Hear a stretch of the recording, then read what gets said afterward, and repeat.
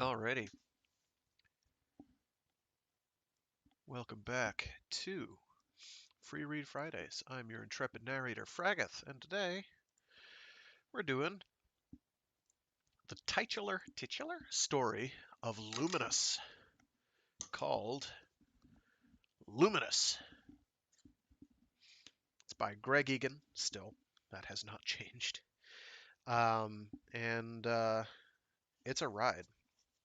There's actually a sequel story to it in a later short story collection.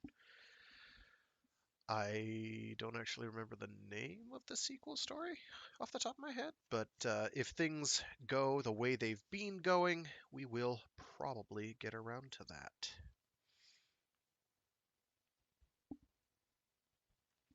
So won't that be nice? I think so. I am ever the optimist.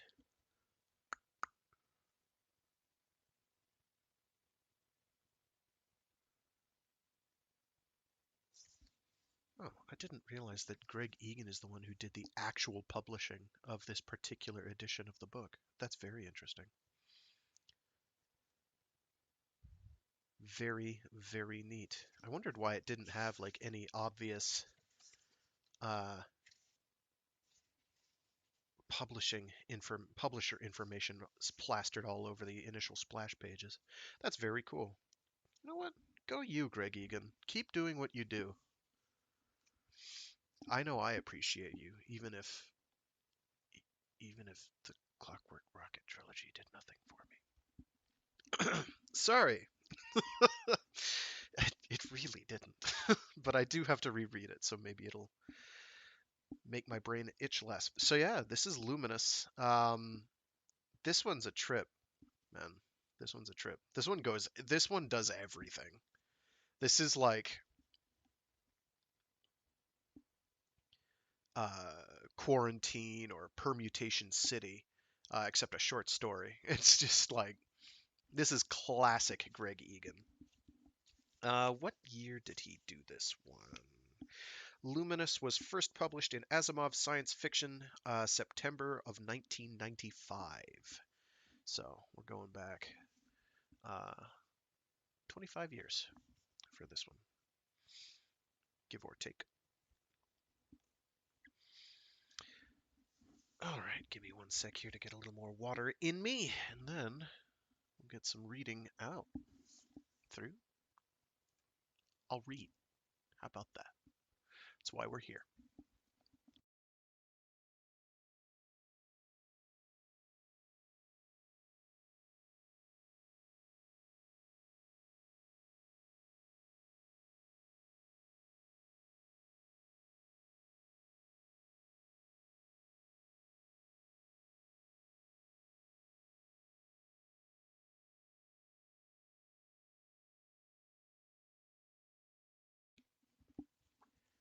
Luminous by Greg Egan.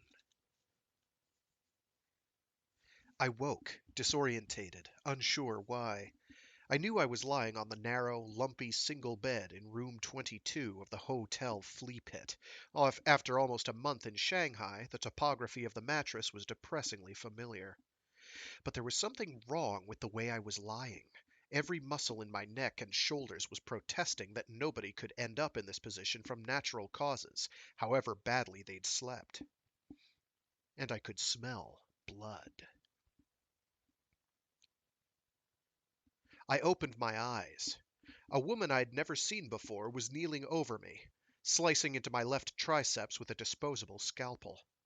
I was lying on my side, facing the wall, one hand and one ankle cuffed to the head and foot of the bed. Something cut short the surge of visceral panic before I could start stupidly thrashing about, instinctively trying to break free.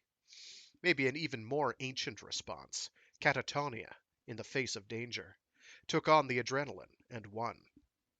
Or maybe I just decided that I had no right to panic when I'd been expecting something like this for weeks. I spoke softly, in English. What you're in the process of hacking out of me is a necro trap. One heartbeat without oxygenated blood, and the cargo gets fried. My amateur surgeon was compact, muscular, with short black hair. Not Chinese. Indonesian, maybe. If she was surprised that I'd woken prematurely, she didn't show it. The gene-tailored oh my gosh, hepatocytes I'd acquired in Hanoi could degrade almost anything from morphine to curare. It was a good thing the local anesthetic was beyond their reach. Without taking her eyes off her work, she said, "Look on the table next to the bed." I twisted my head around. She'd set up a loop of plastic tubing full of blood, mine presumably, circulated and aerated by a small pump. The stem of a large funnel fed into the loop, the intersection controlled by a valve of some kind.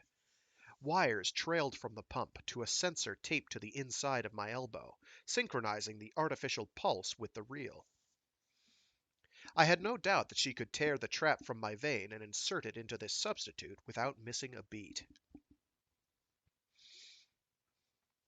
I cleared my throat and swallowed. Not good enough. The trap knows my blood pressure profile exactly. A generic heartbeat won't fool it. You're bluffing. But she hesitated, scalpel raised. The handheld MRI scanner she'd used to find the trap would have revealed its basic configuration, but few fine details of the engineering, and nothing at all about the software. I'm telling you the truth. I looked her squarely in the eye, which wasn't easy given our awkward geometry. It's new. It's Swedish.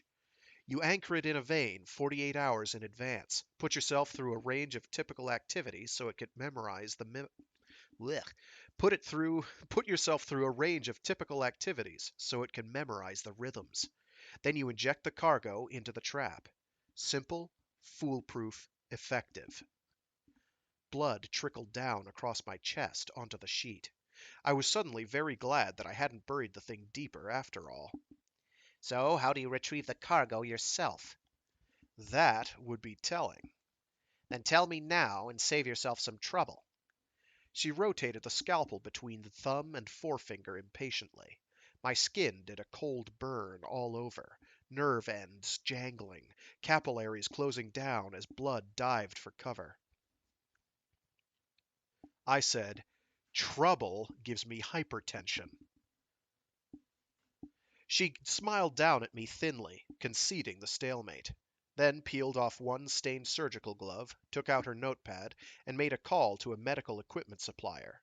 She listed some devices which would get around the problem: a blood pressure probe, a more sophisticated pump, a suitable computerized interface, arguing heatedly in fluid Mandarin to extract a promise of speedy delivery. Then she put down the notepad and placed her ungloved hand on my shoulder. "You can relax now. We won't have long to wait." I squirmed, as if angrily shrugging off her hand, and succeeded in getting some blood on her skin. She didn't say a word, but she must have realized at once how careless she'd been. She climbed off the bed and headed for the wash basin, and I heard the water running.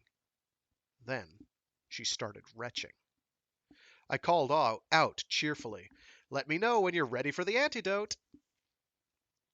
I heard her approach, and I turned to face her. She was ashen, her face contorted with nausea, eyes and nose streaming mucus and tears. "Tell me where it is." "Uncuff me and I'll get it for you." "No, no deals." "Fine, then you'd better start looking yourself." She picked up the scalpel and brandished it in my face. "Screw the cargo. I'll do it." She was shivering like a feverish child, uselessly trying to stem the flow from her nostrils with the back of her hand. I said coldly, "If you cut me again, you'll lose more than the cargo." She turned away and vomited. It was thin and gray, blood-streaked. The toxin was persuading cells in her stomach lining to commit suicide en masse. "Uncuff me. It'll kill you. It doesn't take long." She wiped her mouth, steeled herself, made as if to speak, then started puking again. I knew, firsthand, exactly how bad she was feeling. Keeping it down was like trying to swallow a mixture of shit and sulfuric acid. Bringing it up was like evisceration.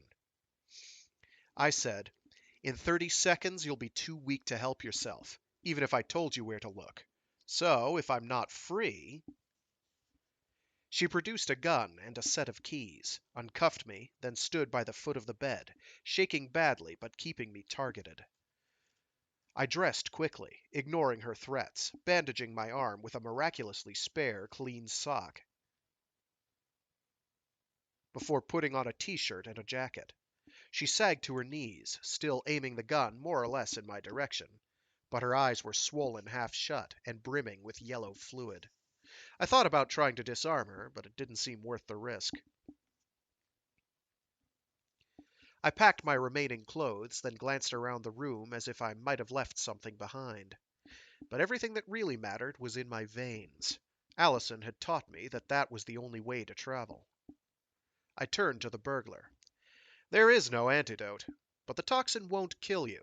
You'll just wish it would for the next 12 hours. Goodbye." As I headed for the door, hairs rose suddenly on the back of my neck. It occurred to me that she might not take me at my word, and might fire a parting shot, believing she had nothing to lose. Turning the handle, without looking back, I said, "But if you come after me, next time, I'll kill you." That was a lie, but it seemed to do the trick. As I pulled the door shut behind me, I heard her drop the gun and start vomiting again. Halfway down the stairs, the euphoria of escape began to give way to a bleaker perspective. If one careless bounty hunter could find me, her more methodical colleagues couldn't be far behind. Industrial algebra was closing in on us. If Allison didn't gain access to Luminous soon, we'd have no choice but to destroy the map. And even that would only be buying time. I paid the desk clerk for the room until the next morning, stressing that my companion should not be disturbed, and added a suitable tip to compensate for the mess the cleaners would find. The toxin denatured in the air. The bloodstains would be harmless in a matter of hours. The clerk eyed me suspiciously, but said nothing. Outside, it was a mild, cloudless summer morning. It was barely 6 o'clock, but Kongjianglu was already crowded with pedestrians, cyclists, buses, and a few ostentatious chauffeured limousines, plowing through the traffic at about 10 kph. It looked like the night shift had just emerged from the Intel factory down the road. Most of the passing cyclists were wearing the orange, logo-emblazoned overalls. 2 blocks from the hotel, I stopped dead, my legs almost giving way beneath me. It wasn't just shock, a delayed reaction, a belated acceptance of how close I'd come to being slaughtered. The burglar's clinical violence was chilling enough, but what it implied was infinitely more disturbing. Industrial algebra were paying big money, violating international law, taking serious risks with their corporate and personal futures. The arcane abstraction of the defect was being dragged into the world of blood and dust, boardrooms and assassins, power and pragmatism. And the closest thing to certainty humanity had ever known was in danger of dissolving into quicksand.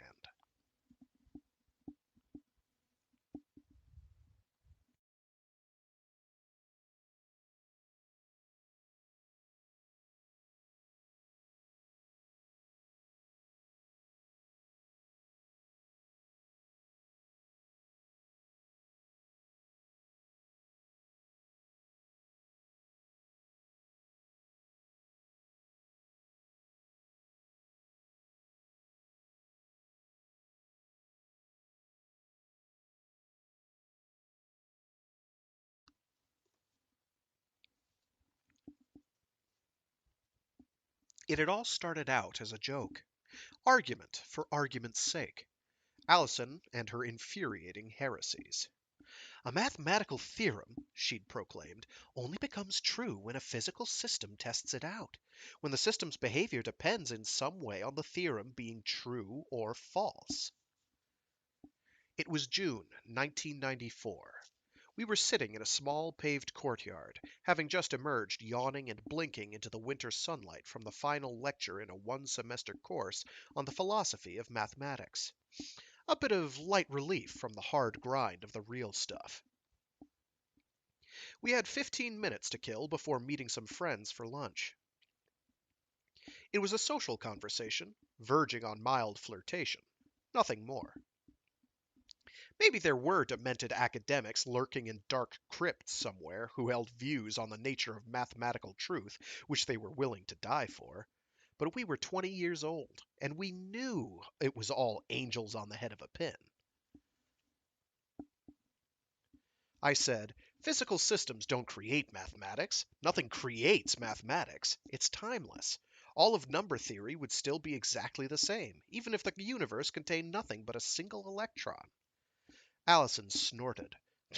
Yes, because even one electron, plus a space-time to put it in, needs all of quantum mechanics and all of general relativity, and all the mathematical infrastructure they entail. One particle floating in a quantum vacuum needs half the major results of group theory, functional analysis, differential geometry. Okay, I get the point.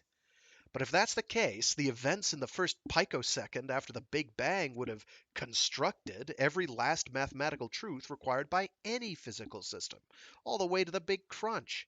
Once you've got the mathematics which underpins the theory of everything, that's it.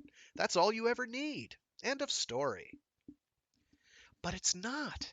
To apply the theory of everything to a particular system, you still need all the mathematics for dealing with that system, which could include results far beyond the mathematics which the TOE itself requires. I mean, 15 billion years after the Big Bang, someone can still come along and prove, say, Fermat's last theorem. Andrew Wiles at Princeton had recently announced a proof of the famous conjecture, although his work was still being scrutinized by his colleagues, and the final verdict wasn't yet in. Physics never needed that before. I protested. What do you mean, before? Fermat's last theorem never has, and never will, have anything to do with any branch of physics. Allison smiled sneakily. No branch, no. But only because the class of physical systems whose behavior depends on it is so ludicrously specific. The brains of mathematicians who are trying to validate the Wiles proof.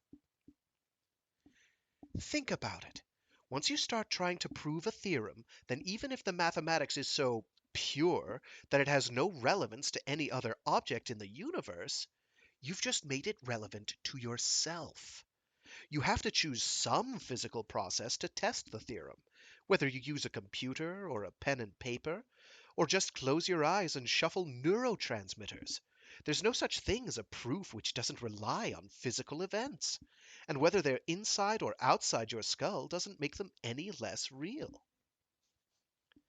Fair enough, I conceded warily, but that doesn't mean. And maybe Andrew Wiles's brain and body and notepaper comprised the first physical system whose behavior depended on the theorem being true or false.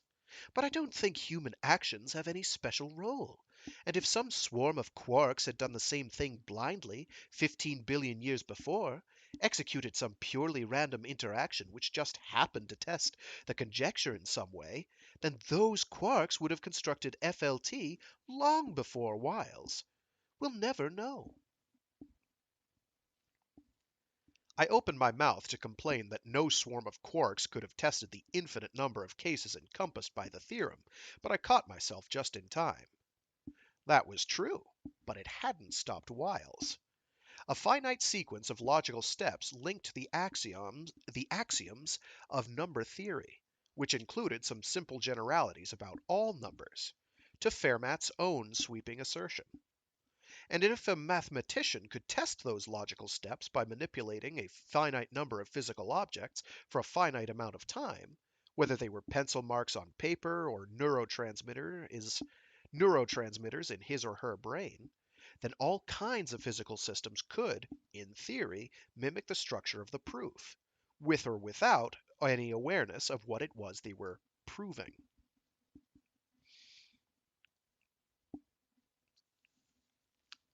I leaned back on the bench and mimed tearing out hair. If I wasn't a die-hard Platonist before, you're forcing me into it. Fermat's last theorem didn't need to be proved by anyone, or stumbled on by any random swarm of quarks. If it's true, it was always true.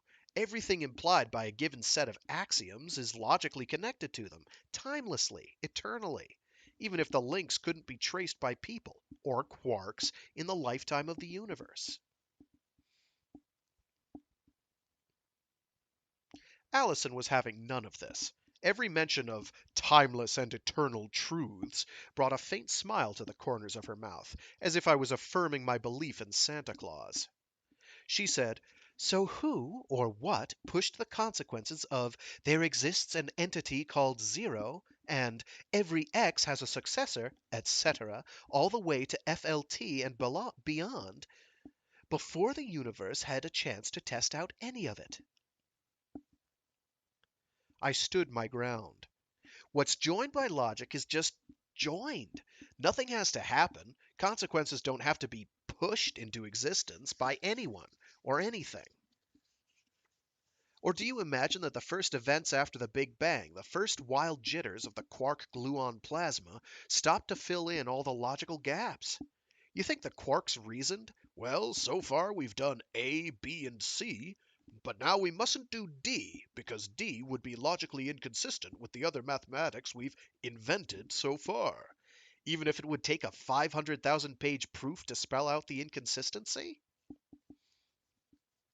Allison thought it over. "No, but what if event D took place regardless? What if the mathematics it implied was logically inconsistent with the rest, but it went ahead and happened anyway, because the universe was too young to have computed the fact that there was any discrepancy?" I must have sat and stared at her, open-mouthed, for about 10 seconds. Given the orthodoxies we'd spent the last 2.5 years absorbing, this was a seriously outrageous statement. "You're claiming that mathematics might be strewn with primordial defects in consistency? Like space might be strewn with cosmic strings?" "Exactly." She stared back at me, feigning nonchalance. "If space-time doesn't join up with itself smoothly everywhere, why should mathematical logic?" I almost choked. Where do I begin? What happens now when some physical system tries to link theorems across the defect? If theorem D has been rendered true by some overeager quarks, what happens when we program a computer to disprove it? When the software goes through all the logical steps which link A, B, and C, which the quarks have also made true, to the contradiction, the dreaded not D, does it succeed or doesn't it?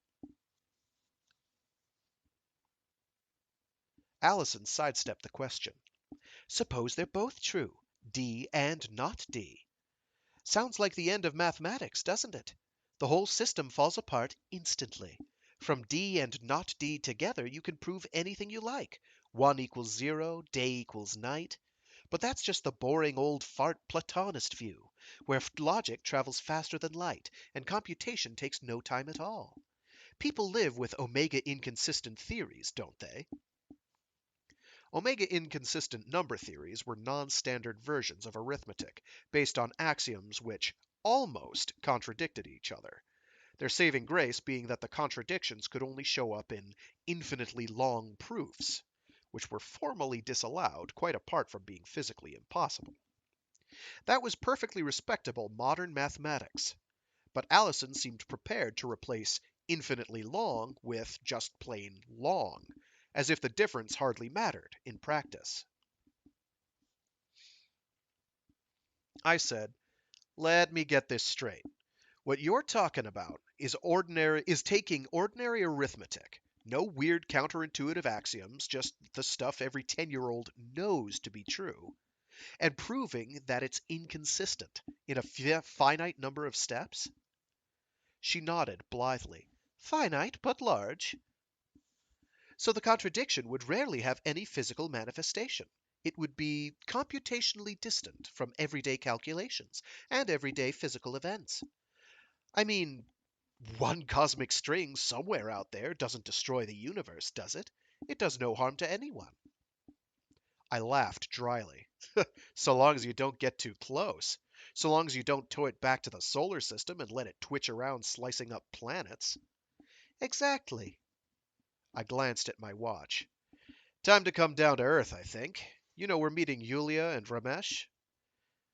Allison sighed theatrically. I know, and this would bore them witless, poor things. So the subject's closed, I promise. She added wickedly, Humanities students are so myopic. We set off across the tranquil, leafy campus. Allison kept her word, and we walked in silence.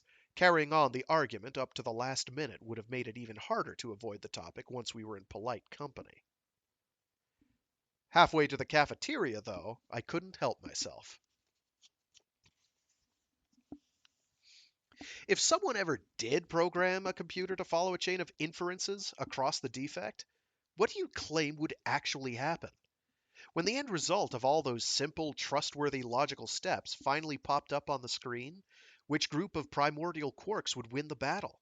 And please don't tell me that the whole computer just conveniently vanishes.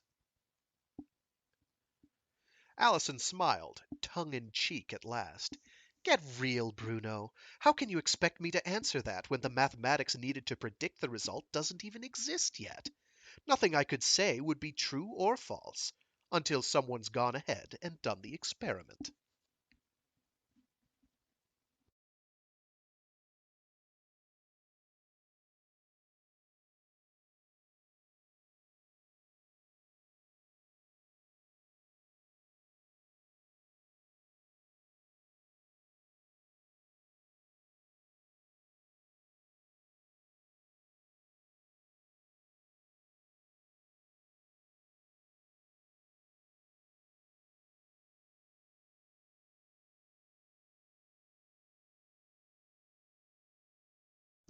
Uh, so for what it's worth, Fermat's last theorem, and I'm quoting from Wikipedia here. In number theory, Fermat's last theorem, sometimes called Fermat's conjecture, especially in older texts, states that no three positive integers a, b, and c satisfy the equation a to the n plus b to the n equals c to the n for any integer value of n greater than 2. The cases n equals 1 and n equals 2 have been known since antiquity to have infinitely many solutions. I'm just going to read that first paragraph and leave it at that because getting really complicated here is a whole can of worms. This is how many pages? Wow, that's a lot of pages. That's more. That's many pages. But hey, British mathematician Andrew Wiles is in this.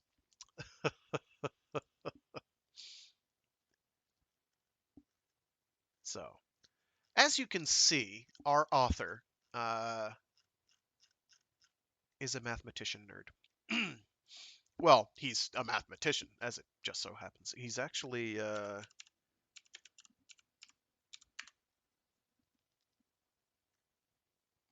he has a Bachelor of Science degree in mathematics from the University of Western Australia. So this stuff fascinates him.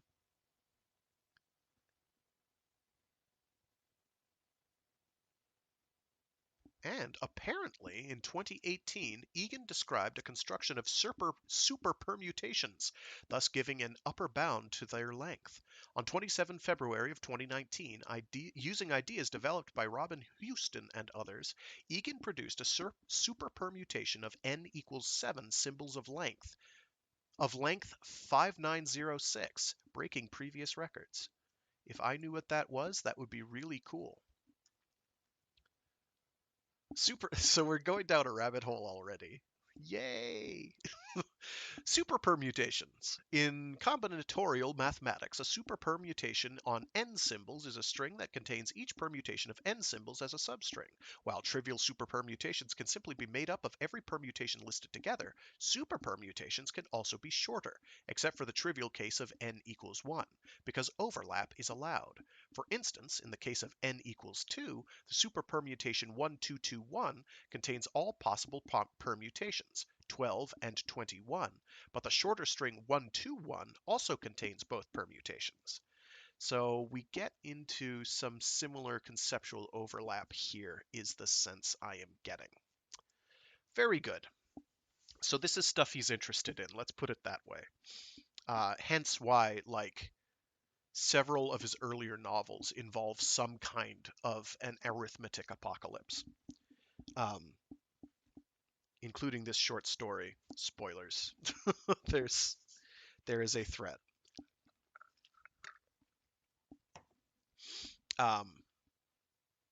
This is some granular stuff, and if you're not getting it, that's fine. I'm not getting about half of it.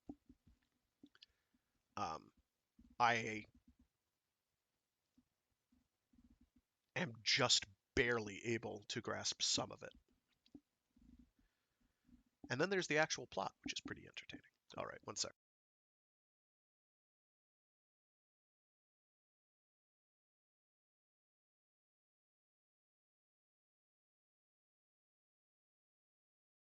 Moving right along. I spent most of the day trying to convince myself that I wasn't being followed by some accomplice, or rival, of the surgeon, who might have been lurking outside the hotel. There was something disturbingly Kafkaesque about trying to lose a tale who might or might not have been real. No particular face I could search for in the crowd, just the abstract idea of a pursuer. It was too late to think about plastic surgery to make me look Han Chinese. Allison had raised this as a serious suggestion, back in Vietnam.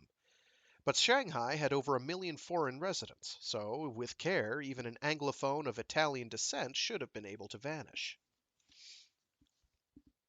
Whether or not I was up to the task was another matter.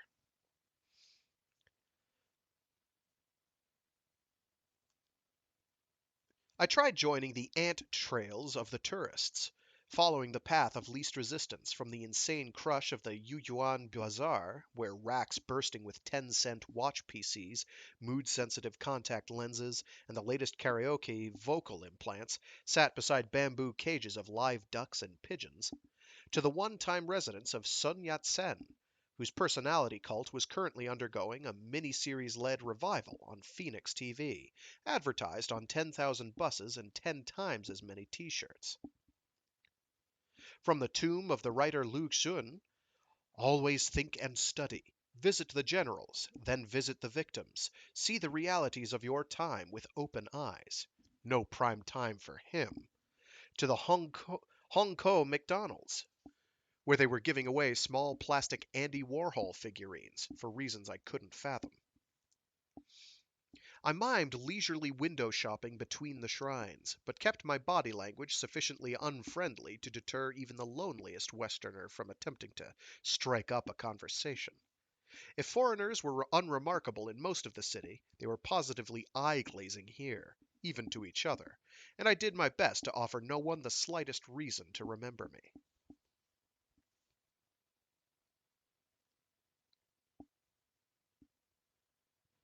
Along the way, I checked for messages from Allison, but there were none. I left 5 of my own, tiny abstract chalk marks on bus shelters and park benches, all slightly different, but all saying the same thing. Close brush, but safe now. Moving on.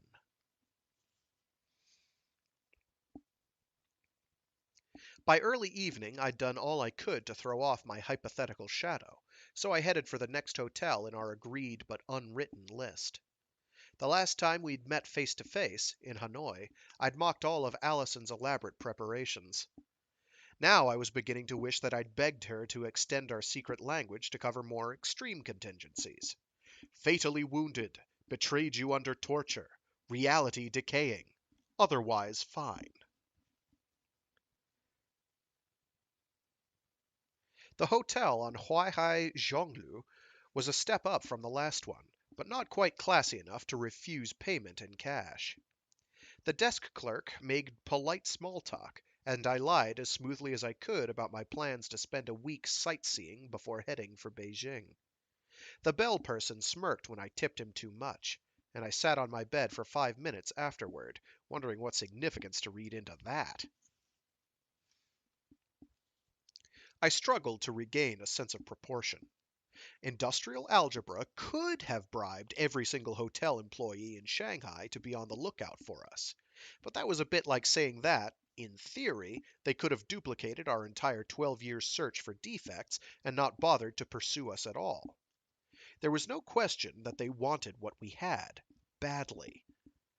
But what could they actually do about it? Go to a merchant bank, or the mafia, or a triad, for finance?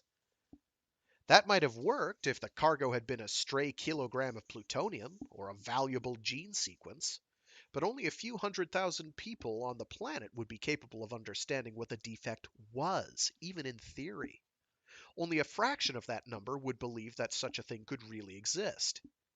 And even fewer would be both wealthy and immoral enough to invest in the business of exploiting it. The stakes appeared to be infinitely high, but that didn't make the players omnipotent. Not yet.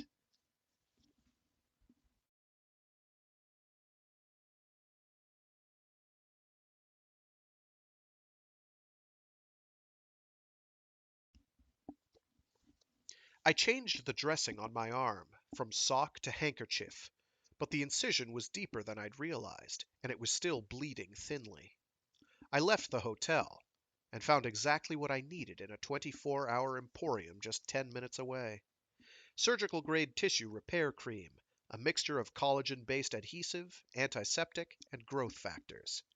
The emporium wasn't even a pharmaceutical outlet. It just had aisle after aisle packed with all kinds of unrelated odds and ends, laid out beneath the unblinking blue white ceiling panels.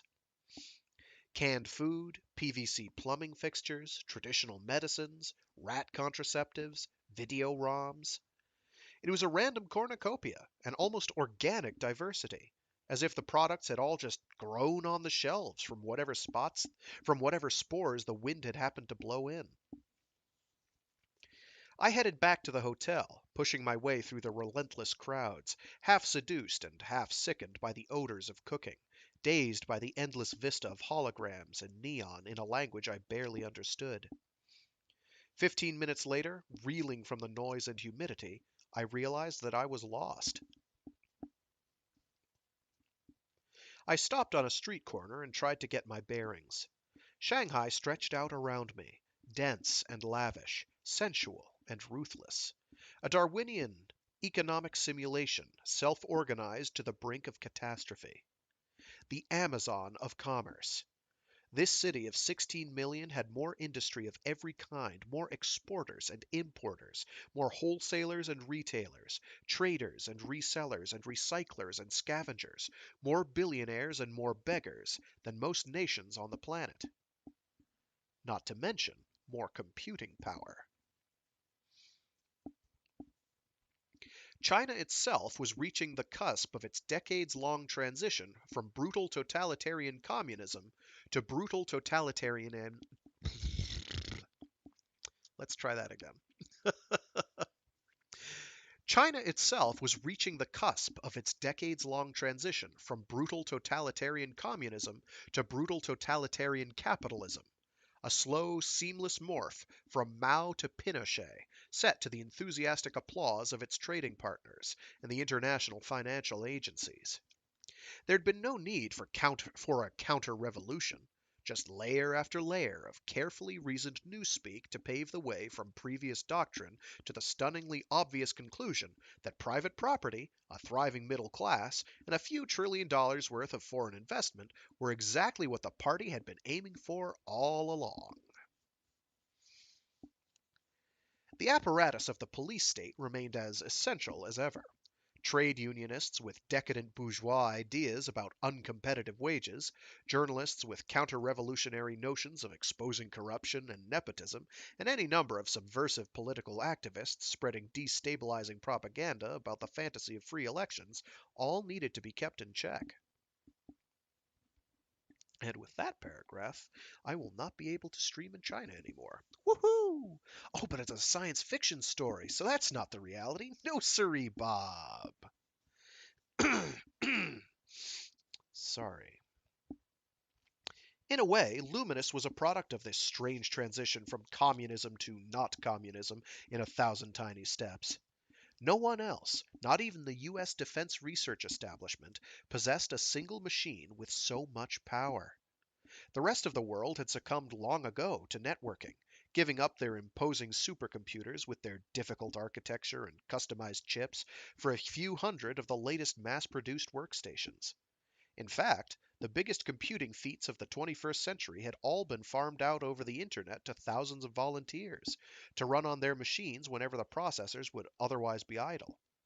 That was how Allison and I had mapped the defect in the first place. 7,000 amateur mathematicians had shared the joke for 12 years. But now the net was the very opposite of what we needed, and only Luminous could take its place. And though only the People's Republic could have paid for it, and only the People's Institute for Advanced Optical Engineering could have built it, only Shanghai's QIPS Corporation could have sold time on it to the world, while it was still being used to model hydrogen bomb shockwaves, pilotless fighter jets, and exotic anti-satellite weapons. I finally decoded the street signs and realized what I'd done. I'd turned the wrong way coming out of the Emporium. It was as simple as that. I retraced my steps, and I was soon back on familiar territory.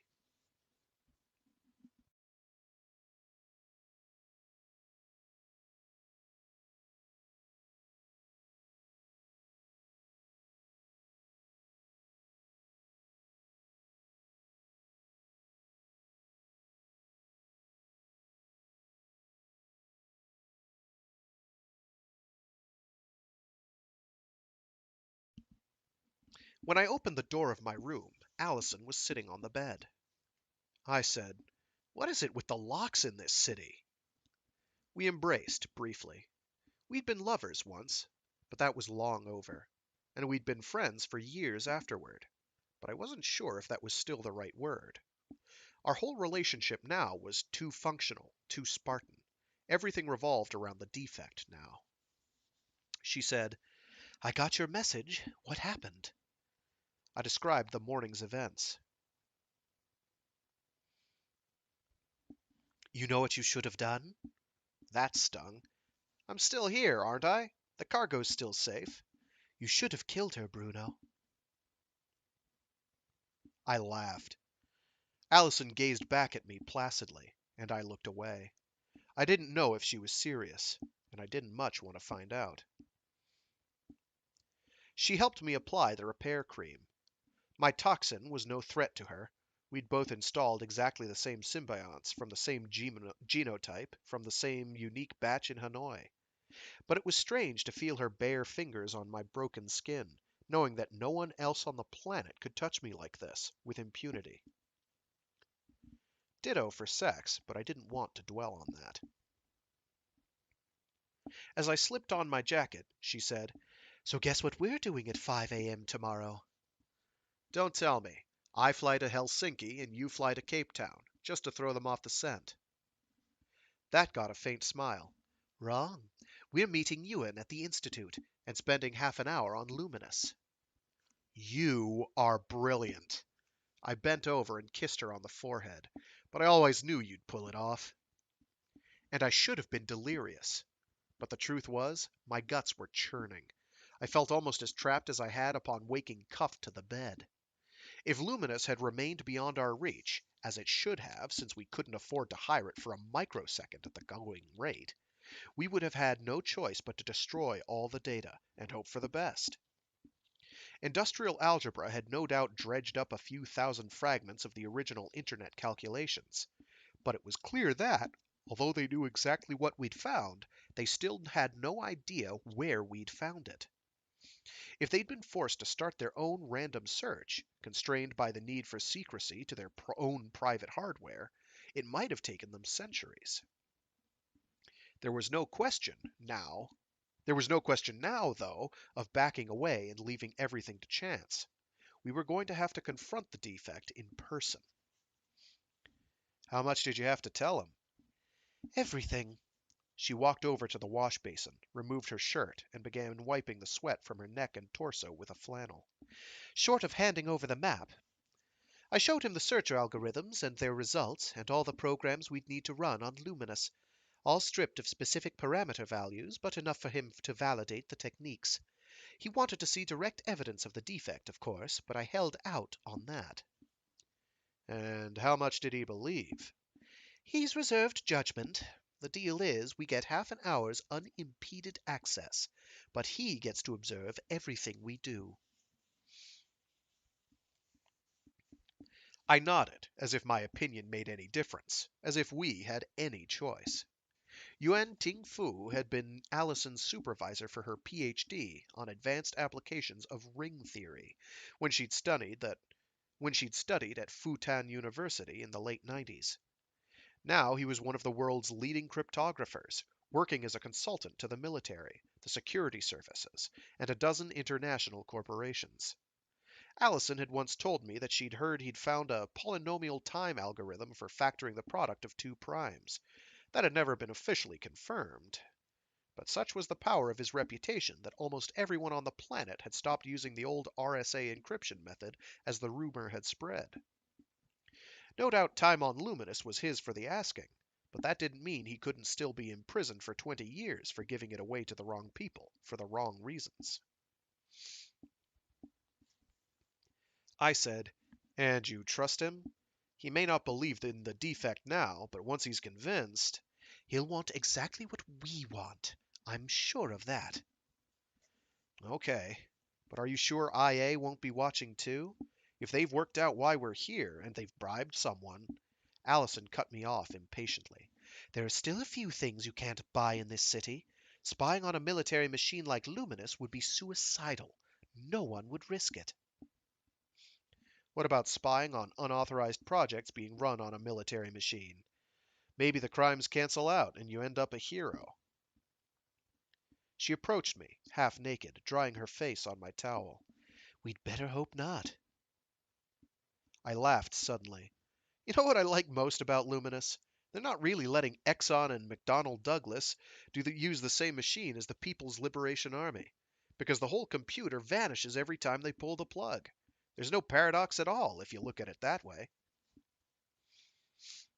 Allison insisted that we stand guard in shifts. 24 hours earlier, I might have made a joke of it. Now, I reluctantly accepted the revolver she offered me and sat watching the door in the neon-tinged darkness while she went out like a light. The hotel had been quiet for most of the evening, but now it came to life. There were footsteps in the corridor every 5 minutes, and rats in the walls, foraging and screwing and probably giving birth. Police sirens wailed in the distance. A couple screamed at each other in the street below.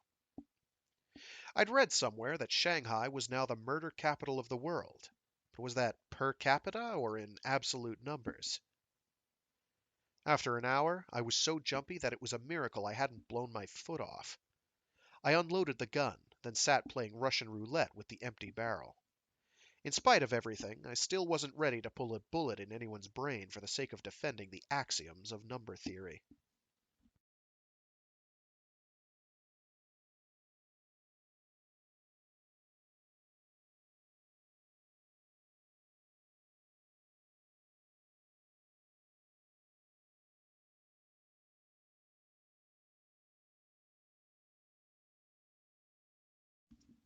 Industrial algebra had approached us in a perfectly civilized fashion, at first.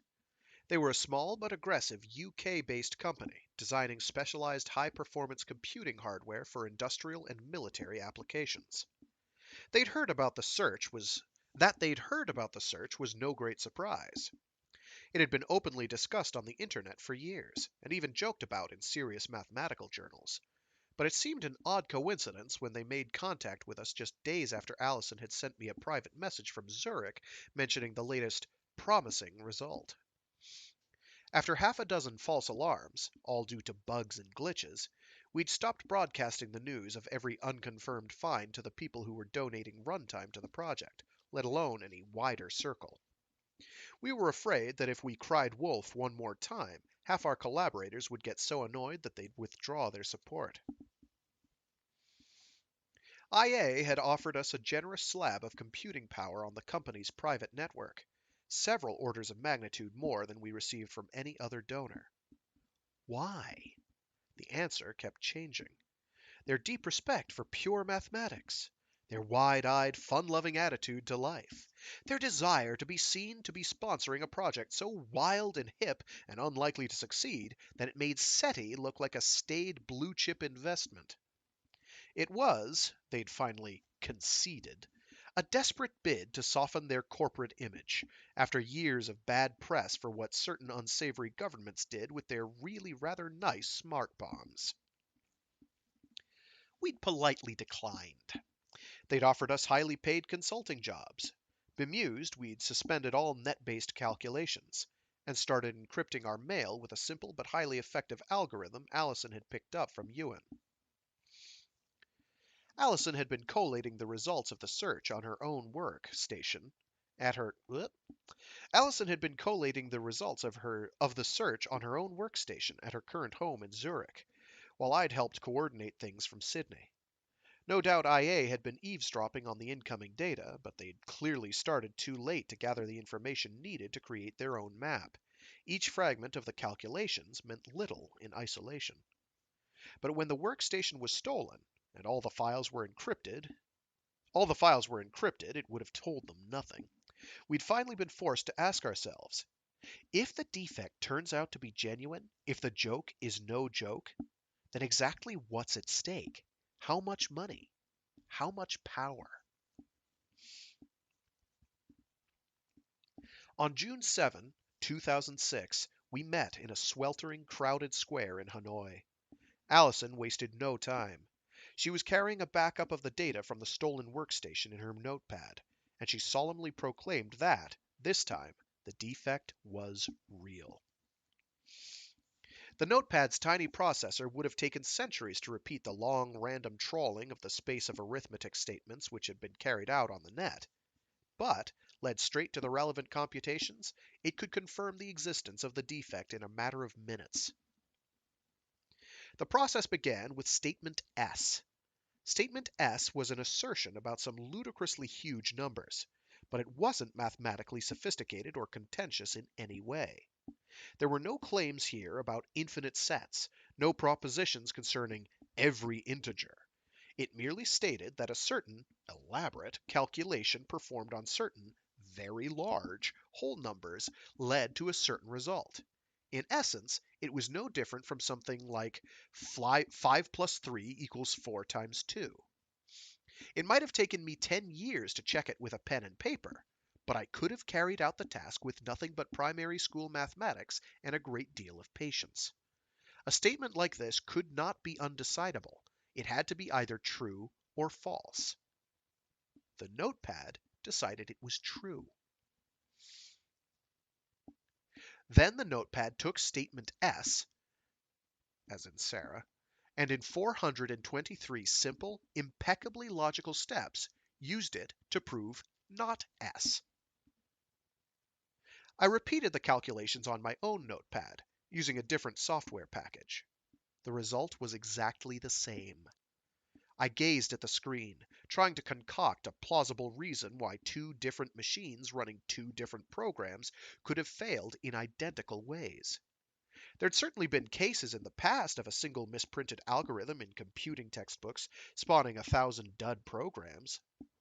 But the operations here were too simple, too basic, which left only two possibilities. Either conventional arithmetic was intrinsically flawed, and the whole Platonic ideal of the natural numbers was ultimately self-contradictory, Or Allison was right, and an alternative arithmetic had come to hold sway in a computationally remote region billions of years ago.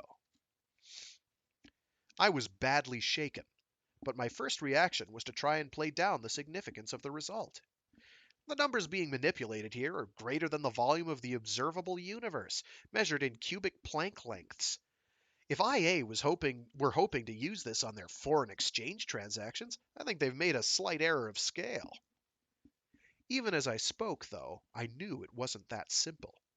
The raw numbers might have been trans-astronomical, but it was the mere 1024 bits of the notepad's binary representations which had actually physically misbehaved. Every truth in mathematics was encoded, reflected in countless other forms. If a paradox like this, which at first glance sounded like a dispute about numbers too large to apply even to the most grandiose cosmological discussions, could affect the behavior of a 5-gram silicon chip, then there could easily be a billion other systems on the planet at risk of being touched by the very same flaw.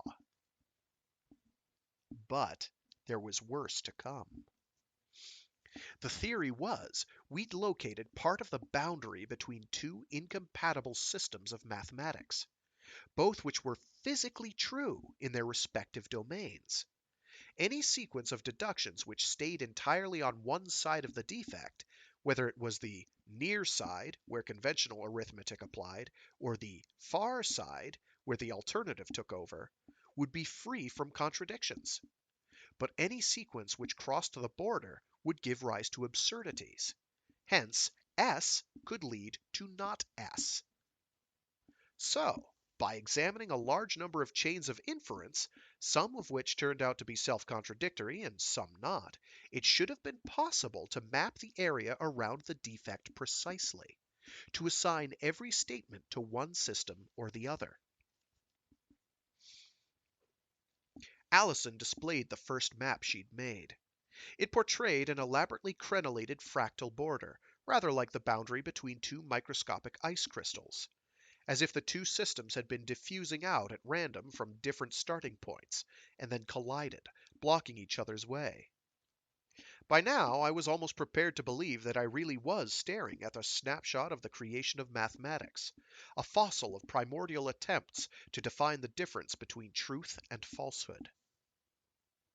Then she produced a second map of the same set of statements and overlaid the two. The defect, the border, had shifted, advancing in some places, retreating in others. My blood went cold. That has got to be a bug in the software. It's not. I inhaled deeply, looking around the square, as if the heedless crowd of tourists and hawkers, shoppers and executives, might offer some simple human truth more resilient than mere arithmetic. But all I could think of was 1984. Winston Smith, finally beaten into submission, abandoning every touchstone of reason by conceding that 2 and 2 make 5. I said, "Okay, go on." In the early universe, some physical system must have tested out mathematics which was isolated, cut off from all the established results, leaving it free to decide the outcome at random. That's how the defect arose. But by now, all the mathematics in this region has been tested, all the gaps have been filled in. When a physical system tests a theorem on the near side, not only has it been tested a billion times before, but all the logically adjacent statements around it have been decided, and they imply the correct result in a single step. You mean peer pressure from the neighbors? No inconsistencies allowed, you have to conform? If x minus 1 equals y minus 1, and x plus 1 equals y plus 1, whoops, let's try that sentence all over again. If x minus 1 equals y minus 1, and x plus 1 equals y plus 1, then x is left with no choice but to equal y, because there's nothing nearby to support the alternative? Exactly. Truth is determined locally, and it's the same deep into the far side. The alternative mathematics has dominated there, and every test takes place surrounded by established theorems which reinforce each other, and the correct, non-standard, result. At the border, though, at the border, every theorem you test is getting contradictory advice. From one neighbor, minus 1 equals y minus 1, but from another, x plus 1 equals y plus 2. And the topology of the border is so complex that a near side theorem can have more far side neighbors than near side ones, and vice versa. So the truth at the border isn't fixed even now. Both regions can still advance or retreat. It all depends on the order in which the theorems are tested.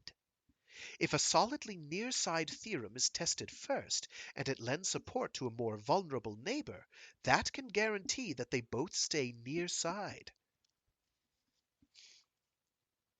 She ran a brief animation which demonstrated the effect. But if the order is reversed, the weaker one will fall. I watched, light-headed.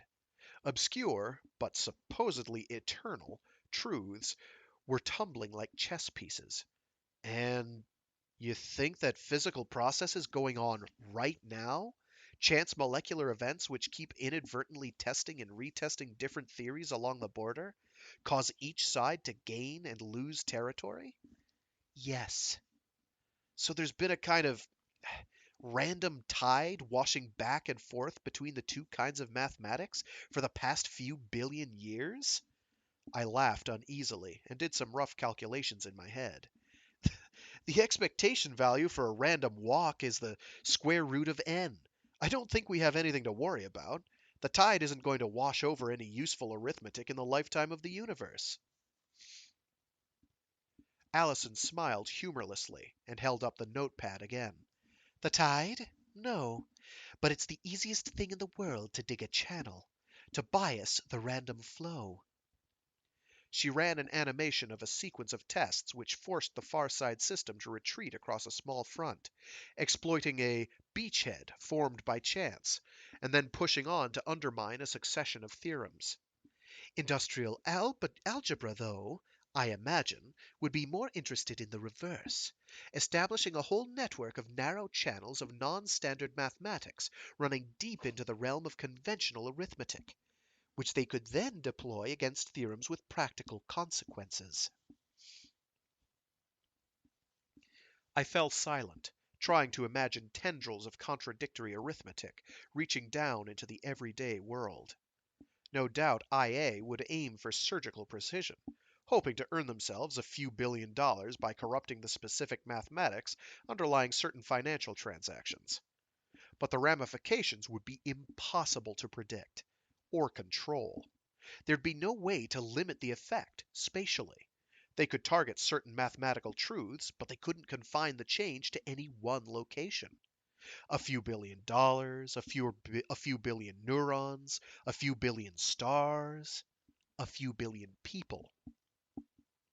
Once the basic rules of counting were undermined, the most solid and distinct objects could be rendered as uncertain as swirls of fog. This was not a power I would have entrusted to a cross between Mother Teresa and Carl Friedrich Gauss. So what do we do? Erase the map and just hope that IA never finds the defect for themselves? No.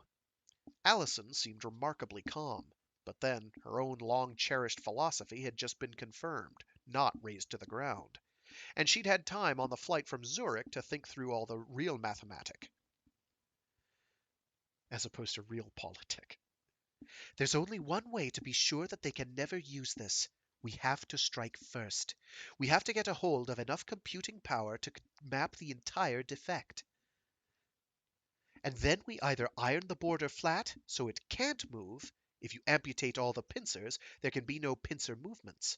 Or, better yet, if we can get the resources, we push the border in from all directions and shrink the far side system down to nothing. I hesitated. All we've mapped so far is a tiny fragment of the defect. We don't know how large the far side could be. except that it can't be small, or the random fluctuations would have swallowed it long ago. And it could go on forever. It could be infinite, for all we know. Allison gave me a strange look. You still don't get it, do you, Bruno? You're still thinking like a Platonist.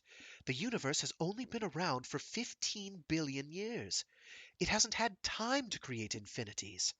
The far side can't go on forever, because somewhere beyond the defect there are theorems which don't belong to any system. Theorems which have never been touched, never been tested, never been rendered true or false. And if we have to reach beyond the existing mathematics of the universe in order to surround the far side, then that's what we'll do. There's no reason why it shouldn't be possible, just so long as we get there first.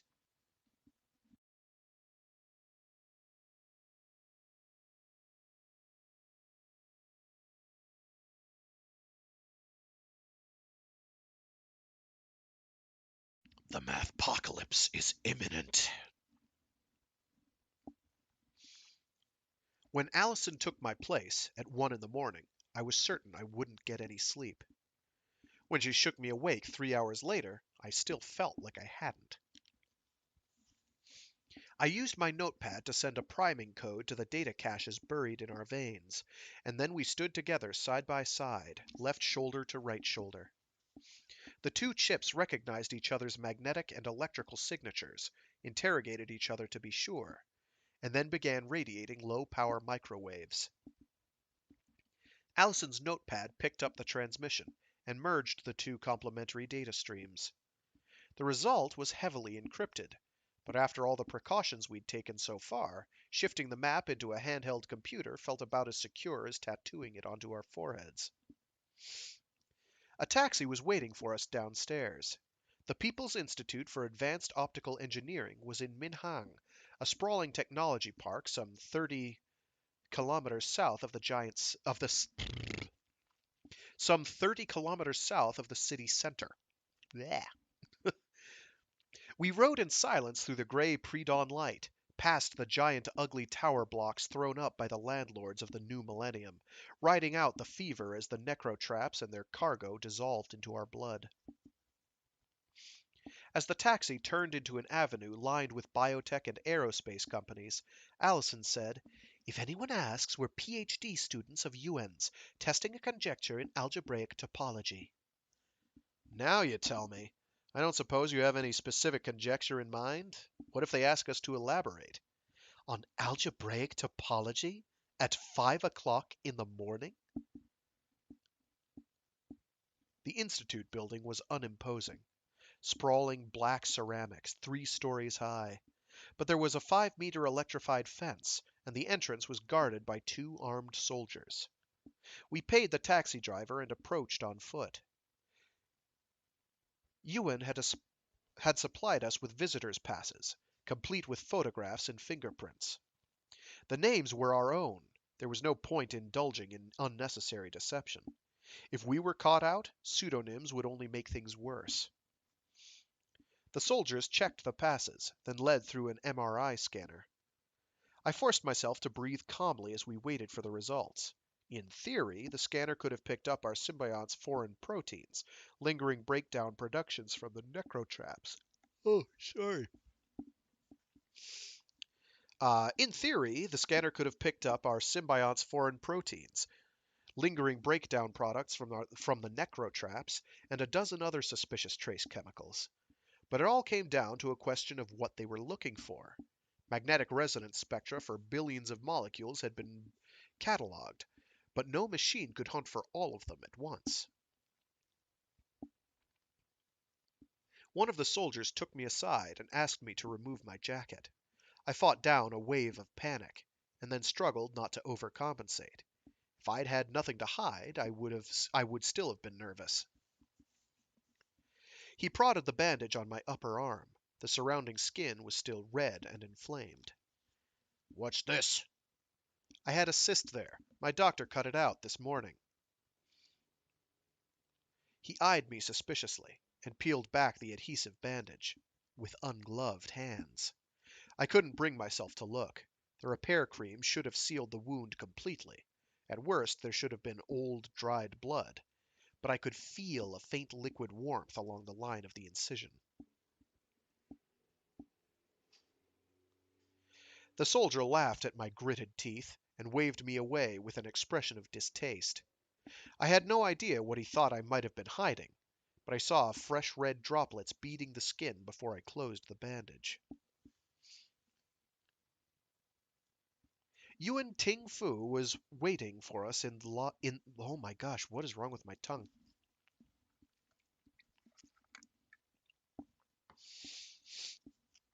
Yuan Ting Fu was waiting for us in the lobby. He was a slender, fit-looking man in his late 60s, casually dressed in denim. I let Allison do all the talking, apologizing for our lack of punctuality, although we weren't actually late, and thanking him effusively for granting us this precious opportunity to pursue our unworthy research. I stood back and tried to appear suitably deferential.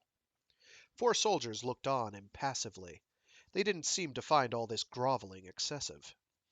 And no doubt I would have been giddy with awe if I really had been a student granted time here for some run-of-the-mill thesis. We followed Ewan as he strode briskly through a second checkpoint and scanner. This time, no one stopped us. Then down a long corridor with a soft gray vinyl floor. We passed a couple of white-coated technicians, but they barely gave us a second glance.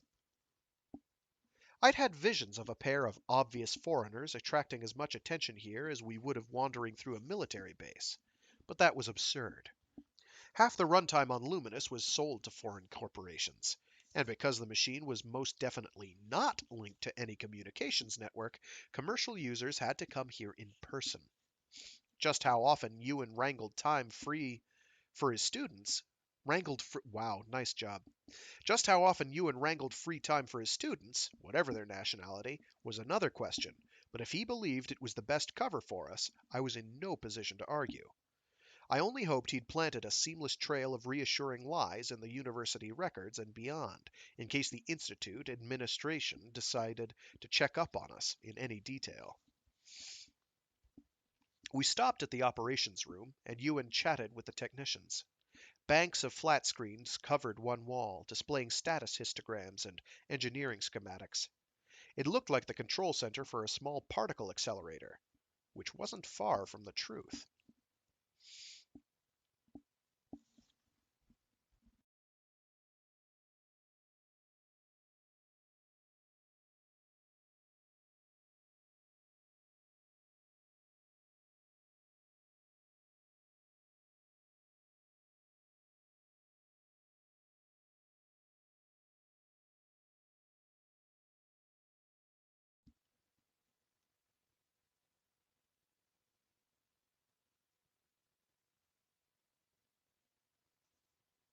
Luminous was, literally, a computer made of light. It came into existence when a vacuum chamber, a cube 5 meters wide, was filled with an elaborate standing wave created by three vast arrays of high-powered lasers. A coherent electron beam was fed into the chamber, and just as finely machined grating built of solid matter could diffract a beam of light, a sufficient oh, wait. A coherent electron beam was fed into the chamber, and just as a finely machined grating built of solid matter could diffract a beam of light, a sufficiently ordered and sufficiently intense configuration of light could diffract a beam of matter. The electrons were redirected from layer to layer of the light cube, combining and interfering at each stage, every change in their phase and intensity performing an appropriate computation. And the whole system could be reconfigured, nanosecond by nanosecond, into complex new hardware optimized for the calculations at hand. The auxiliary supercomputers controlling the laser arrays could design, and then instantly build, the perfect machine of light to carry out each particular stage of any program. It was, of course, fiendishly difficult technology, incredibly expensive, and temperamental. The chance of ever putting it on the desktops of Tetris-playing accountants was zero, so nobody in the West had bothered to pursue it. And this cumbersome, unwieldy, impractical machine ran faster than all the pieces of silicon hanging off the internet combined. We continued on to the programming room. At first glance, it might have been the computing center in a small primary school, with half a dozen perfectly ordinary workstations sitting on white Formica tables. They just happened to be the only 6 in the world which were hooked up to Luminous. We were alone with Ewan now, and Allison cut the protocol and just glanced briefly in his direction for approval before hurriedly linking her notepad to one of the workstations and uploading the encrypted map. As she typed in the instructions to decode the file, all the images running through my head of what would have happened if I'd poisoned the soldier at the gate receded into insignificance. We now had half an hour to banish the defect, and we still had no idea how far it extended. Ewan turned to me. The tension on his face betrayed his own anxieties, but he mused philosophically. If our arithmetic seems to fail for these large numbers, what does it mean the math... does it... If our arithmetic seems to fail for these large numbers, does it mean the mathematics, the ideal, is really flawed and mutable? Or only that the behavior of matter always falls short of the ideal? I replied, if every class of physical objects falls short in exactly the same way, whether it's boulders or electrons or abacus beads, what is it that their common behavior is obeying or defining, if not the mathematics? He smiled, puzzled. Allison seemed to think you were a Platonist. Lapsed, or defeated. I don't see what it can mean to talk about standard number theory still being true for these statements, in some vague Platonic sense, if no real objects can ever reflect that truth. We can still imagine it. We can still contemplate the abstraction. It's only the physical act of validation that must fall through. Think of transfinite arithmetic. No one can physically test the properties of Cantor's infinities, can they? We can only reason about them from afar. I didn't reply.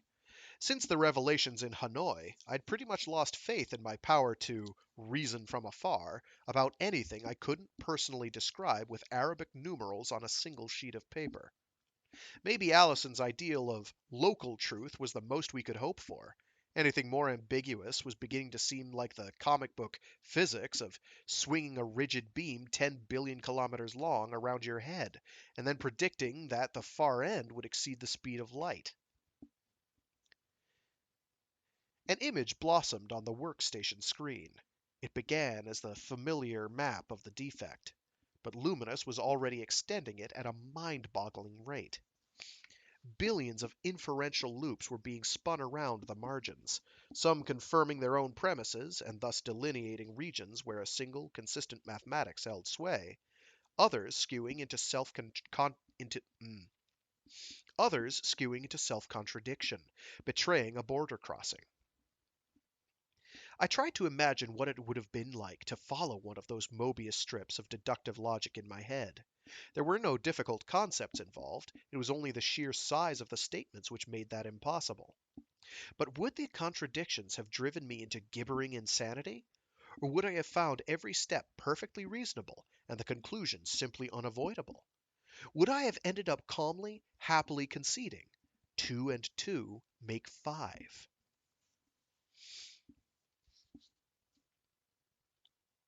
As the map grew, smoothly rescaled to keep it fitting on the screen, giving the unsettling impression that we were retreating from the alien mathematics as fast as we could, and only just avoiding being swallowed, Allison sat hunched forward, waiting for the big picture to be revealed. The map portrayed the network of statements as an intricate lattice in 3 dimensions. A crude representational convention, but it was as good as any other. So far, the border between the regions showed no sign of overall curvature, just variously sized random incursions in both directions. For all we knew, it was possible that the far side mathematics enclosed the near side completely, that the arithmetic we'd once believed stretched out to infinity was really no more than a tiny island in an ocean of contradictory truths.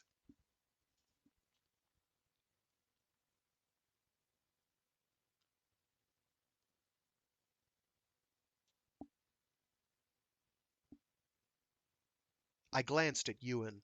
He was watching the screen with undisguised pain. He said, I read your software and I thought, sure, this looks fine, but some glitch on your machines is the real explanation. Luminous will soon put you right. Allison broke in jubilantly. Look, it's turning! She was right. As the scale continued to shrink, the random fractal meanderings of the border were finally being subsumed by an overall convexity. A convexity on the far side. It was as if the viewpoint was backing away from a giant spiked sea urchin. Within minutes, the map showed a crude hemisphere, decorated with elaborate crystalline extrusions at every scale. The sense of observing some paleomathematical remnant was stronger than ever now. This bizarre cluster of theorems really did look as if it had exploded out from some central premise into the vacuum of unclaimed truths, perhaps a billionth of a second after the Big Bang, only to be checked by an encounter with our own mathematics. The hemisphere slowly extended into a three-quarters sphere, and then a spiked hole. The far side was bounded, finite. It was the island, not us. Allison laughed uneasily. Was that true before we started? Or did we just make it true? Had the near side enclosed the far side for billions of years? Or had Luminous broken new ground, actively extending the near side into mathematical territory which had never been tested by any physical system before? We'd never know. We'd designed the software to advance the mapping along a front in such a way that any unclaimed statements would be instantly recruited into the near side.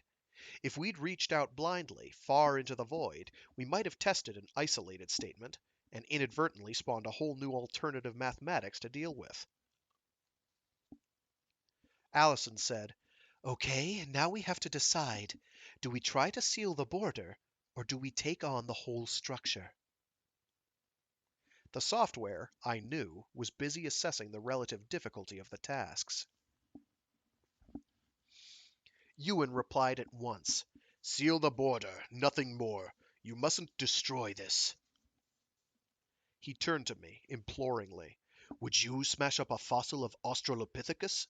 Would you wipe out the cosmic background radiation out of the sky? This may shake the foundations of all my beliefs, but it encodes the truth about our history.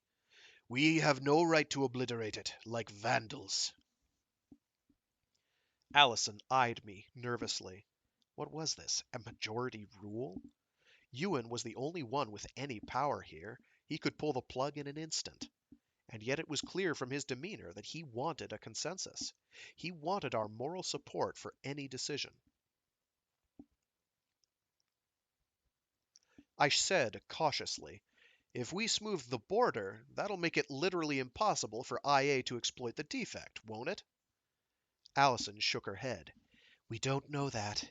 There may be a quantum-like component of spontaneous defections, even for statements which appear to be in perfect equilibrium.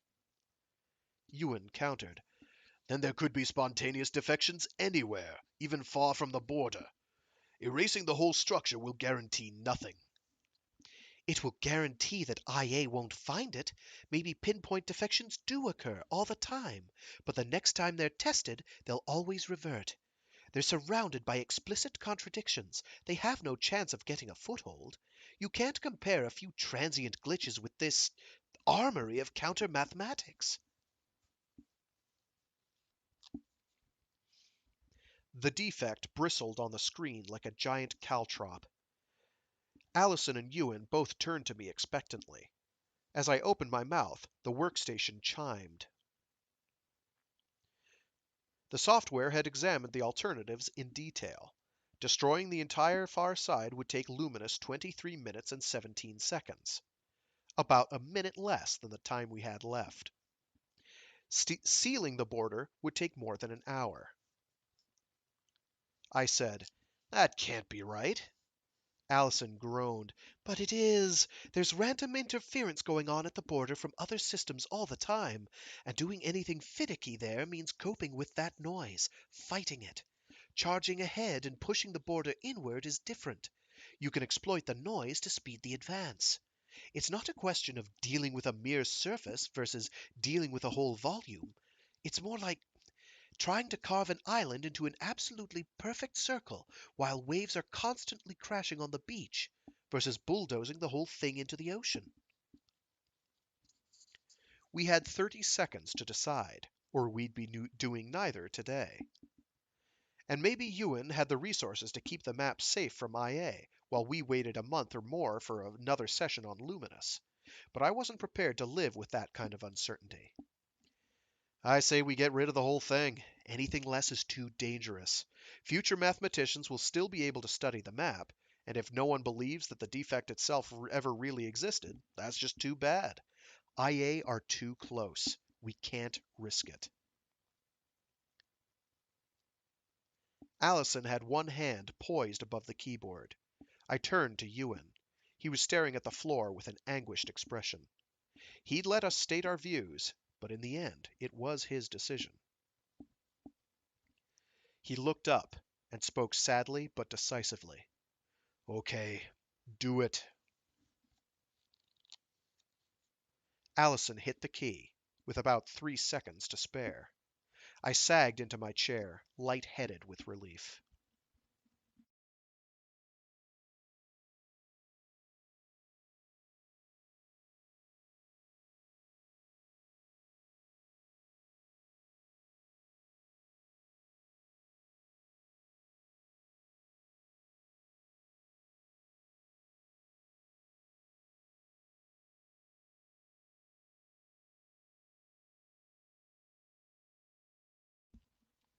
We watched the far side shrinking.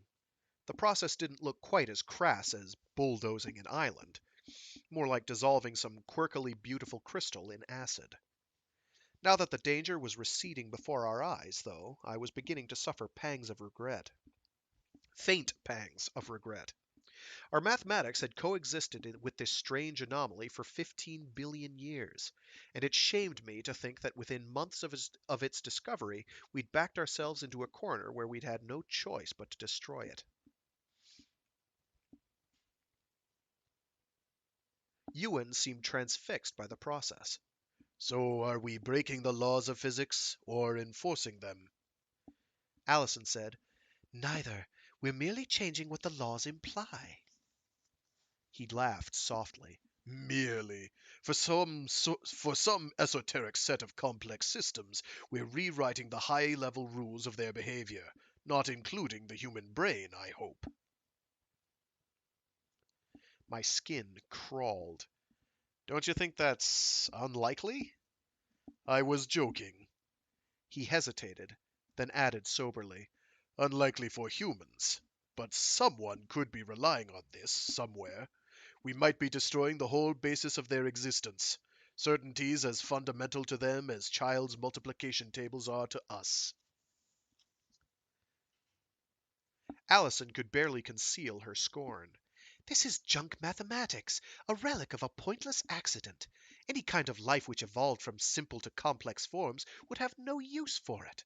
Our mathematics works for rocks, seeds, animals in the herd, members of the tribe. This only kicks in beyond the number of particles in the universe. Or smaller systems which represent those numbers, I reminded her. And if you think life somewhere might have a burning need to do non-standard transastronomical arithmetic in order to survive, I doubt that very much. We fell silent. Guilt and relief could fight it out later, but no one suggested halting the program. In the end, maybe nothing could outweigh the havoc that the defect could have caused if it had ever been harnessed as a weapon. And I was looking forward to composing a long message to industrial algebra, informing them of precisely what we'd done to the object of their ambitions. Allison pointed to a corner of the screen. What's that? A narrow dark spike protruded from the shrinking cluster of statements. For a moment I thought it was merely avoiding the near side's assault, but it wasn't. It was slowly, steadily growing longer. Could be a bug in the mapping algorithm, I reached for the keyboard and zoomed in on the structure. In close-up, it was several thousand statements wide. At its border, Allison's program could be seen in action, testing statements in an order designed to force tendrils of the near side ever deeper into the interior. This slender extrusion, ringed by contradictory mathematics, should have been corroded out of existence in a fraction of a second. Something was actively countering the assault, though, repairing every trace of damage before it could spread. If IA have a bug here, I turned to Ewan. They couldn't take on Luminous directly, so they couldn't stop the whole far side shrinking. But a tiny structure like this? What do you think? Could they stabilize it? Perhaps, he conceded. 4 or 500 top-speed workstations could do it. Allison was typing frantically on her notepad. She said, "I'm writing a patch to identify any systematic interference and divert all our resources against it." She brushed her hair out of her eyes. "Look over my shoulder, will you, Bruno? Check me as I go." "Okay." I read through what she'd written so far. "You're doing fine. Stay calm." Her hands were trembling. The spike continued to grow steadily. By the time the patch was ready, the map was rescaling constantly to fit it on the screen. Allison triggered the patch. An overlay of electric blue appeared along the spike, flagging the concentration of computing power, and the spike abruptly froze. I held my breath, waiting for IA to notice what we'd done, and switch their resources elsewhere. If they did, no second spike would appear. They'd never get that far, but the blue marker on the screen would shift to the site where they'd regrouped and tried to make it happen. But the blue glow didn't move from the existing spike, and the spike didn't vanish under the weight of Luminous's undivided efforts. Instead, it began to grow again, slowly. Ewan looked ill. This is not industrial algebra. There's no computer on the planet. Allison laughed derisively. "What are you saying now? Aliens who need the far side are defending it? Aliens where? Nothing we've done has had time to reach even Jupiter." There was an edge of hysteria in her voice. Have you measured how fast the changes propagate?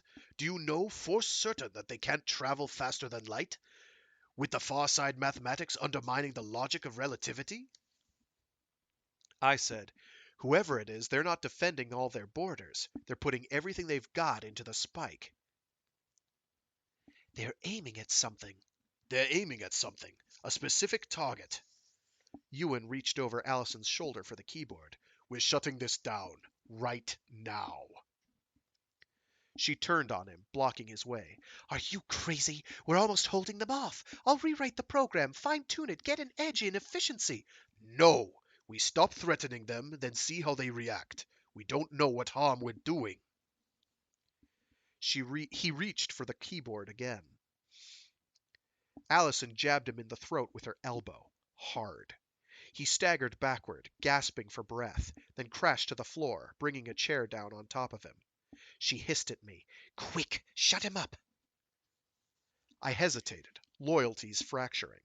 His idea had sounded perfectly sane to me, but if he started yelling for security... I crouched down over him, pushed the chair aside, then clasped my hand over his mouth, forcing his head back with the pressure on the lower jaw. We'd have to tie him up, and then try brazenly marching out of the building without him.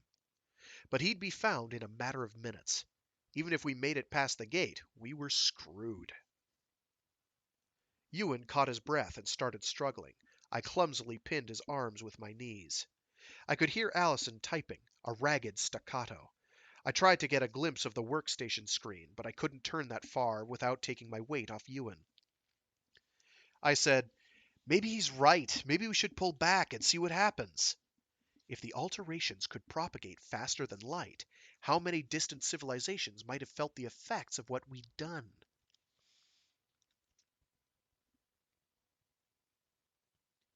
Our first contact with extraterrestrial life could turn out to be an attempt to obliterate mathematics which they viewed as what? A precious resource? A sacred relic? An essential component of their entire worldview? The sound of typing stopped abruptly. Bruno, do you feel... What? Silence. What? Ewan seemed to have given up the fight. I risked turning around.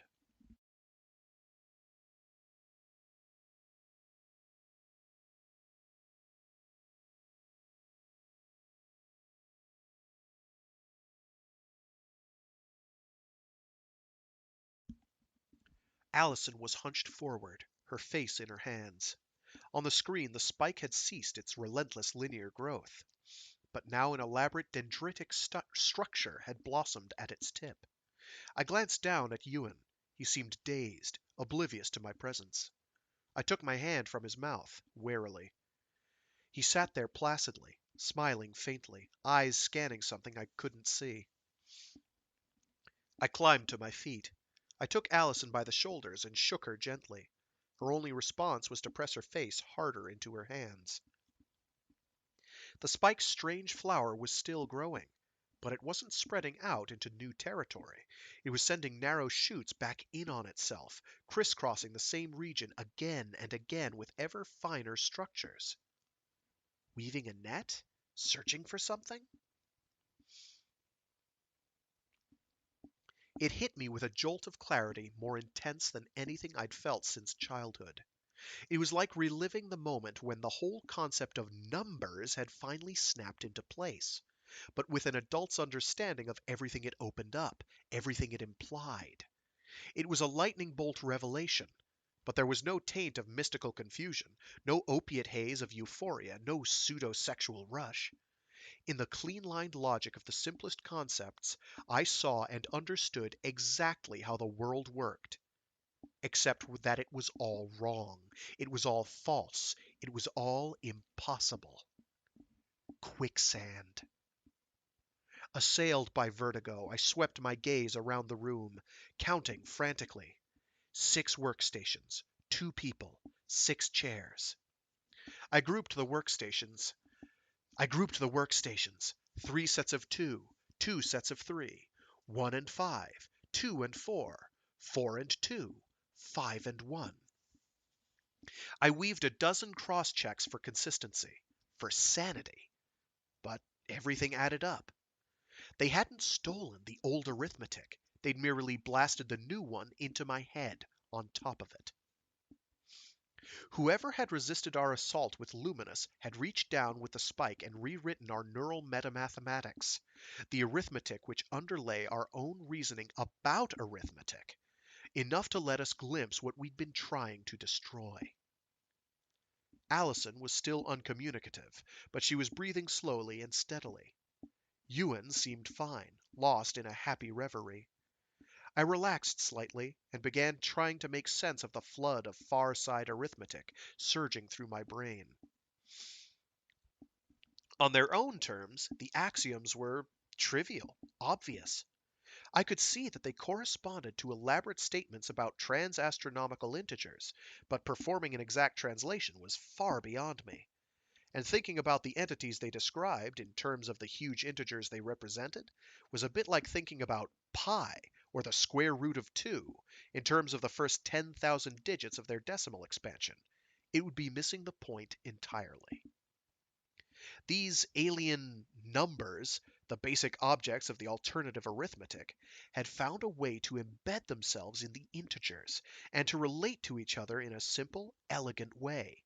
And if the messy corollaries they implied upon translation contradicted the rules integers were supposed to obey, well, only a small, remote patch of the obscure truths had been subverted. Someone touched me on the shoulder. I started, but Ewan was beaming amiably, all arguments and violence forgotten. He said, "Lightspeed is not violated. All the logic which requires that remains intact." I could only take him at his word. The result would have taken me hours to prove. Maybe the aliens had done a better job on him, or maybe he was just a superior mathematician in either system. Then, where are they?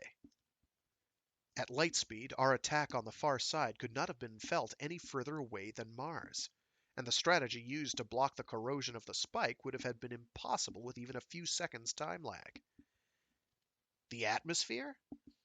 The atmosphere? You mean Earth's? Where else?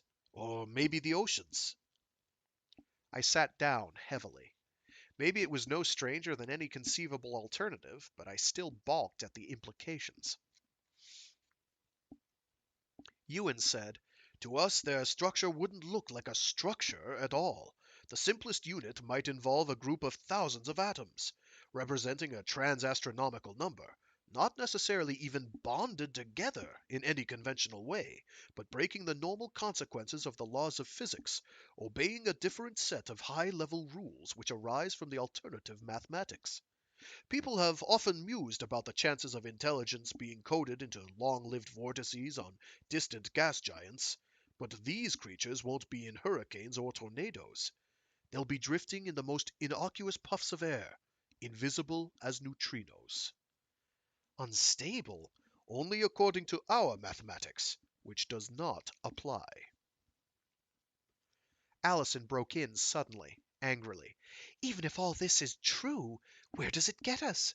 Whether the defect supports a whole invisible ecosystem or not, IA will still find it and use it in exactly the same way." For a moment I was dumbstruck. We were facing the prospect of sharing the planet with an undiscovered civilization, and all she could think about was IA's grubby machinations? She was absolutely right, though. Long before any of these extravagant fantasies could be proved or disproved, IA could still do untold harm. I said, "Leave the mapping software running, but shut down the shrinker." She glanced at the screen. "No need. They've overpowered it, or undermined its mathematics. The far side was back to its original size." "Then there's nothing to lose. Shut it down." She did. No longer under attack, the spike began to reverse its growth. I felt a pang of loss as my limited grasp of the far side mathematics suddenly evaporated. I tried to hold on, but it was like clutching at air. When the spike had retracted completely, I said, "Now we try doing an industrial algebra. We try bringing the defect closer." We were almost out of time, but it was easy enough. In 30 seconds, we rewrote the shrinking algorithm to function in reverse. Allison programmed a function key with the commands to revert the original version, so that if the experiment backfired, one keystroke would throw the full weight of Luminous behind a defense of the near side again. Ewan and I exchanged nervous glances. I said, "Maybe this wasn't such a good idea." Allison disagreed. "We need to know how they'll react to this. Better we find out now than leave it to IA."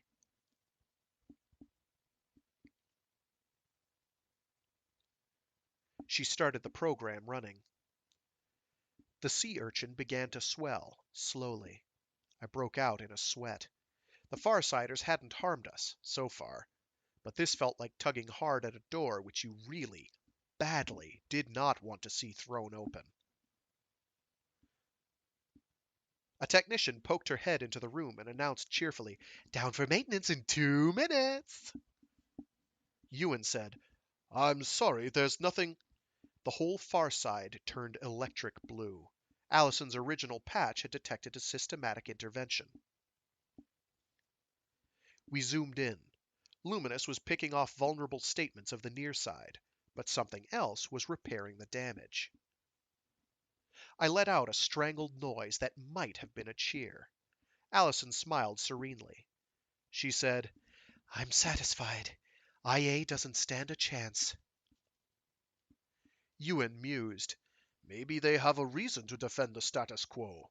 Maybe they rely on the border itself as much as the far side." Allison shut down our reversed shrinker. The blue glow vanished. Both sides were leaving the defect alone. And there were 1,000 questions we all wanted answered, but the technicians had thrown the master switch, and Luminous itself had ceased to exist.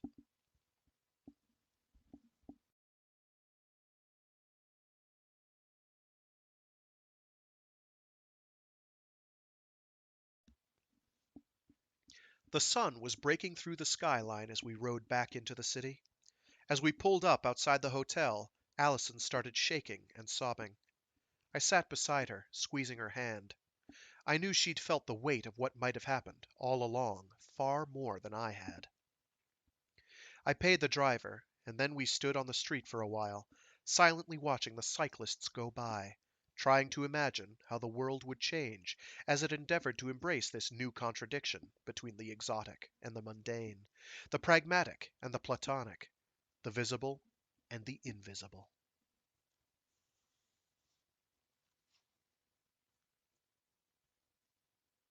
And that was Luminous by Greg Egan. Hopefully, people dug that. It's a bit weird. There's a lot of really high concept stuff going on there, and a lot of deep, deep mathematical techno jargon, which is difficult. And you kind of need a basic understanding of some of the underlying principles in order to understand what's going on. But Greg Egan is usually able to present it as a thrilling narrative nonetheless. It still is, his science fiction is about the only science fiction that I have read, certainly recently, that genuinely makes me feel dumb. Makes me think, holy shit, there's a lot going on here that I am not understanding. Um, there's other out there, but his really hammers it home. It's like you are not smart enough for this. This is going to blow your mind. You're never gonna get this. Um, and this is a fairly good example in a nice bite-sized package, as opposed to actually reading either. Well, Quarantine works really well on its own. Permutation City uh, is a little trickier, I thought. What's the other one he did? That one really made my brain itch. Any of his stuff that deals with like post-humanity. Um, and I can't remember. There's like a broad name for it that he has. I can't remember it offhand. It's he's done some short stories on it. He's done some actual books on it, like uh,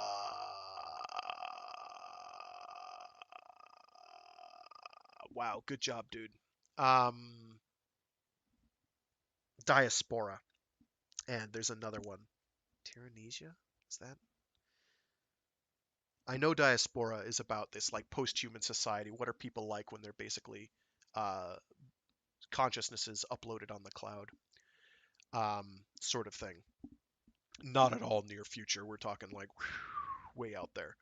Um, like hashing out complex math for fun, um, and like bouncing off of quarks and the like. Very, very high concept. Goes really far with some of those ideas, and I love it to death. It's just like, wow, it's a lot to take in. Um, like how thoroughly he's reasoned this stuff out. He's like, yeah, let's look ahead. Let's look ahead. Let's see how it's like. And it tends to be sort of more idealized utopian than say a Peter Watts would do, or Neil Stevenson or Peter F. Hamilton. Um, or maybe even more idealist and utopian than Ian M. Banks. But Ian M. Banks was always more about characters and people, whereas Greg Egan is more about here's this cool science fiction idea. He's kind of more of a classic science fiction author in that sense, which I appreciate about him. Though I still love me my space opera for sure. But yeah, hope people are digging it. It's looking like next week may be tricky for me, so I may not actually have any streams next week. But ordinarily, I do this stream every week. Every Friday is Free Read Fridays, where I read short stories and indeed entire novels aloud. Right now, we're chipping through Luminous, the short story collection by Greg Egan, of which you just heard the titular short story, also called Luminous because it's titular, however that's pronounced.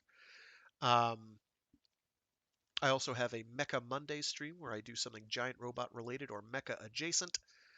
And I have a Warframe Wednesday stream It is possible that my Monday and Friday next week are going to be compromised, and I'm not going to be able to do them, but that sort of depends on factors beyond my control.